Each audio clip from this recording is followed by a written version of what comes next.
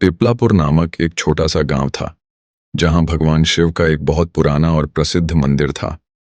इस मंदिर में एक सुंदर संगमरमर की मूर्ति थी जिसे देखने दूर दूर से श्रद्धालु आते थे।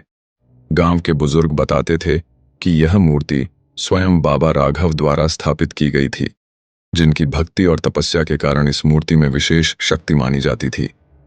गांव में एक गरीब किसान रामलाल भगवान शिव का अनन्य भक्त था। उसकी भक्ति किसी दिखावे की नहीं थी, बल्कि सच्चे हृदय से थी। वह रोज सुबह मंदिर आता, घंटों भगवान शिव के सामने बैठकर भजन गाता और अपनी छोटी सी थाली में कुछ फूल और बेलपत्र चढ़ाता। रामलाल का परिवार बहुत साधारण था। उसकी एक छोटी सी झोपड़ी थी जहां वह अपनी पत्नी और 2 बच्चों के साथ रहता था। वह खेतों में मेहनत करता, लेकिन उसका अधिकांश समय भगवान की भक्ति में ही बीतता। गांव के कुछ लोग उसे पागल समझते, लेकिन कई लोग उसकी श्रद्धा को देखकर प्रभावित होते थे। एक दिन गांव में भयंकर तूफान आया। तेज हवाओं और बारिश के कारण मंदिर का एक हिस्सा क्षतिग्रस्त हो गया। लोग डर गए कि कहीं मंदिर पूरी तरह से न गिर जाए।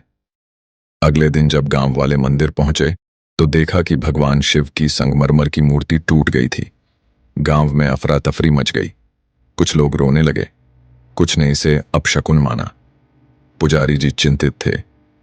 उन्होंने गांव वालों से कहा, भगवान की मूर्ति अब टूटी हुई है, हमें इसे हटाकर नई मूर्ति स्थापित करनी होगी। गांव के लोग सहमत हो गए और नई मूर्ति लाने की योजना बनने लगी।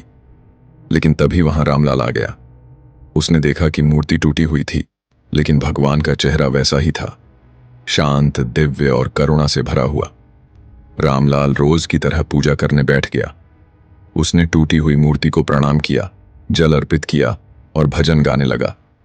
यह देखकर गांव के कुछ लोगों ने टोका, रामलाल, यह मूर्ति अब पवित्र नहीं रही। अब भगवान यहां नहीं है, हमें नई मूर्ति की पूजा करनी चाहिए। रामलाल मुस्कुराया और बोला, क्या भगवान सिर्फ पत्थर की मूर्ति में बसते हैं? क्या अगर यह मूर्ति टूट गई तो भगवान भी चले गए? लोग चुप हो गए। उसने आगे कहा, मैं तो रोज इसी मूर्ति के सामने बैठकर भगवान से बात करता था, अपनी तकलीफें कहता था, उनका आशीर्वाद मांगता था। अगर आज यह मूर्ति टूटी है तो क्या मैं भगवान को भूल जाऊं? रामलाल की बातें सुनकर कुछ लोग हंस पड़े, कुछ ने सिर झुका लिया, लेकिन वह बिना रुके अपनी भक्ति में लगा रहा। उस रात पुजारी जी को एक सपना आया। उन्होंने देखा कि स्वयं भगवान शिव उनके सामने खड़े हैं। भगवान ने मुस्कुराते हुए कहा, पुजारी जी, क्या मूर्ति के टूटने से भक्ति भी टूट जाती है? क्या भगवान को सिर्फ पत्थर में ही देखा जा सकता है? सच्ची भक्ति वह होती है जो रूप और आकार से परे होती है। पुजारी जी चौंक कर जाग गए। उन्होंने महसूस किया कि भगवान ने स्वयं रामलाल के माध्यम से उन्हें संदेश दिया है। दिन पुजारी जी ने गांव वालों को बुलाया और कहा, भगवान की मूर्ति चाहे टूट जाए, लेकिन उनकी महिमा और भक्ति कभी नहीं टूटती। रामलाल की श्रद्धा ने हमें यह सिखाया है कि भगवान का असली वास हमारे दिलों में है, न कि सिर्फ मूर्तियों में। गांव वालों ने यह सुना और भावुक हो गए। वे रामलाल के पास गए और उससे क्षमा मांगी। उन्होंने तय किया कि नई मूर्ति स्थापित करेंगे, लेकिन पुरानी टूटी मूर्ति को भी मंदिर में रखेंगे ताकि यह घटना हमेशा याद रहे। इसके बाद मंदिर के पुनर्निर्माण के लिए गांव वालों ने चंदा इकट्ठा किया। कुछ ही महीनों में मंदिर और भी भव्य रूप में बनकर तैयार हो गया।